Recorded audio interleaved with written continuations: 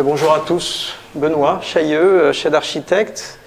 Carole, est-ce que tu veux dire quelques mots? Parce que tu as été quand même à l'initiative du projet. Il faut dire que Carole c'est Amofi, donc assistante maître d'ouvrage. Je parle en ton nom.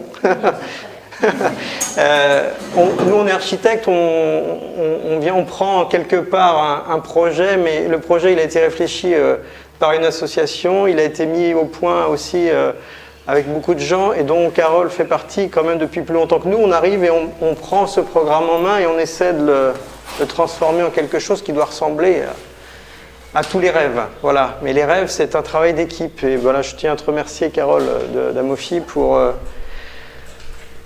cette aventure qui a démarré il y a quelques années déjà, encore pas plus pour toi et encore plus pour vous. Voilà. Donc je voulais remettre un petit peu les choses dans leur contexte. Et on est architecte, mais vous êtes tous architectes. Voilà, c'est ce que je tenais à dire quelque part. Voilà, on se situe aujourd'hui ici dans les bâtiments existants. On prône une chapelle.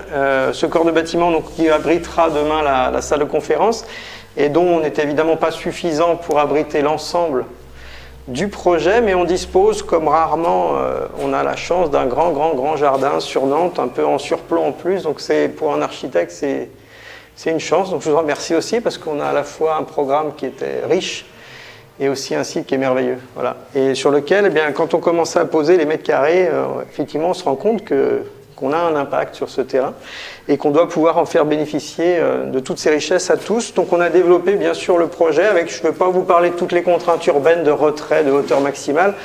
On a une topographie, une pente générale assez forte aussi dans l'axe nord-sud.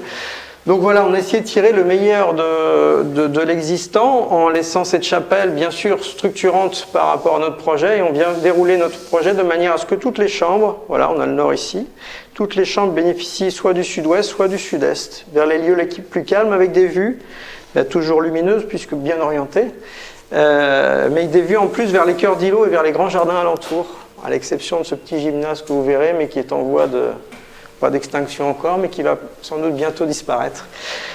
Donc voilà, on a donc développé tout ce corps de bâtiment qui va contenir bien sûr les chambres. On a évidemment mis les services techniques plus au nord, plus à l'ombre. Et puis surtout à rez-de-chaussée un restaurant. On est en R+1, plus une terrasse accessible qui va dominer aussi tout le paysage. On aura loisir d'y aller tout à l'heure. C'est plus simple en y allant. Et donc ce restaurant qui va donner sur cette place centrale qui est structurée, ce que je disais, par le projet en R+1 en liaison avec l'existant. Le restaurant avec une terrasse côté placette qui sera dominée par un très beau chêne qu'on va bientôt aller choisir en pépinière, j'espère, et qui sera aussi un élément structurant de la place, qu'on imagine plus comme une place urbaine, une petite placette urbaine, qui, bien qu'un peu au nord, bénéficie quand même du soleil le soir. C'est-à-dire que ce restaurant sera traversant avec une terrasse plutôt sud-est et une grande terrasse vers la place plutôt nord-ouest. Le restaurant, bien sûr, avec ses cuisines attenantes. Et puis, dans l'existant, on a une spécificité aussi, c'est le funérarium, qui est un petit peu à l'écart du projet, de manière à accueillir aussi les familles, bien sûr, pour la toute fin de vie. Voilà, le sujet aujourd'hui, c'est la chambre témoin qui est mise en place et qu'on va visiter. Christelle va développer ce sujet-là. J'en ai peut-être pas dit assez, parce qu'on en oublie toujours, l'aventure a été longue, mais n'hésitez pas à me reprendre si vous voulez dire d'autres choses. Ce projet a été co-construit avec l'équipe architecturale, avec un triple regard. D'abord un regard centré sur le patient, un regard centré sur ses proches, et puis aussi sur l'équipe qui va travailler, sur toutes les personnes qui vont traverser et qui vont vivre dans cette maison. Et ça a été à titre d'exemple, c'est vrai qu'on a porté autant de soins à la chambre qu'à la salle de soins. À titre d'exemple, c'est vrai que les salles de soins se retrouvent souvent en pivot un peu aveugle et en cœur de bâtiment. Là, on a laissé autant de paysages depuis la salle de soins pour les équipes qui sont aussi dans des... On imagine hein, la pression ou la difficulté, la charge émotionnelle que ça peut susciter pour le personnel soignant. Et on a estimé effectivement qu'ils avaient aussi le droit à ces moments de calme, de belles vues. Et j'avais justement oublié qu'on a aussi mis un peu à l'écart des salles du personnel, un petit peu à l'écart du dispositif. Le mieux, c'est quand même de se promener dedans. Mais c'est vrai qu'on ne voit pas tout aujourd'hui. Mais si on commentera un petit peu la visite avec tout ça. Mais c'est vrai que ce travail de construction, il a été intéressant. Parce qu'on appelle nous des ateliers participatifs de co-construction qui se sont étalés sur toute la phase un peu esquisse jusqu'à glisser un peu jusqu'à des avant-projets sommaires où on a tous travaillé ensemble avec Carole, avec l'association et puis plus récemment avec l'exploitant.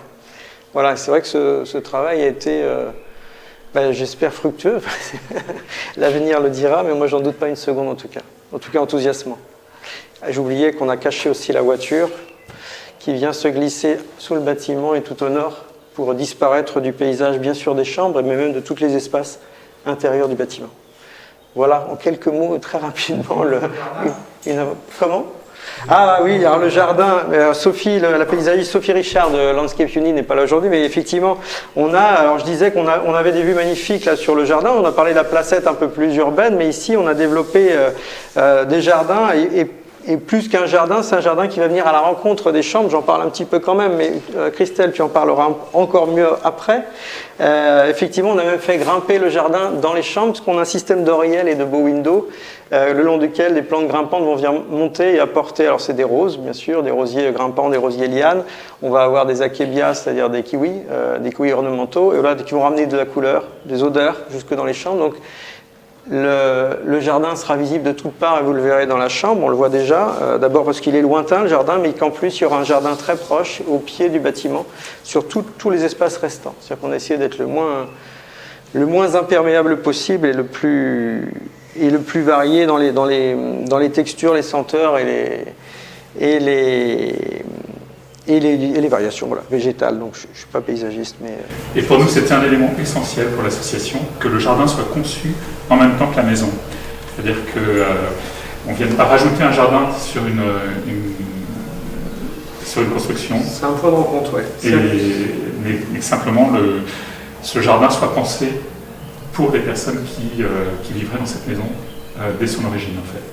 Tout à fait. Et il a à terme une vocation qui est importante, qui est une vocation bioclimatique. C'est qu'aujourd'hui, évidemment, la livraison, les arbres, et encore ils ne sont pas arrivés, mais un arbre va faire 4, 5, 6 mètres de haut à la livraison. À 3, 4, 10 ans, l'arbre va aider et va prendre le relais de systèmes de rafraîchissement. Voilà. Ça, mais il faut être patient. C'est vrai qu'on n'a pas cette chance dès le départ, mais ça fait partie aujourd'hui des éléments de conception et encore plus demain, des éléments de conception d'architecture. Donc il a aussi une vraie mission de rafraîchissement et d'atténuation des effets. Je vous ai dit qu'on était au sud-ouest notamment. Le sud-ouest, c'est une orientation qu'il faut pouvoir maîtriser pour éviter les surchauffes. Aujourd'hui, on aura des stores extérieurs, bien sûr, mais on a aussi, ce jardin a vocation à ramener aussi de la fraîcheur au cœur de ce projet. Voilà, en quelques mots.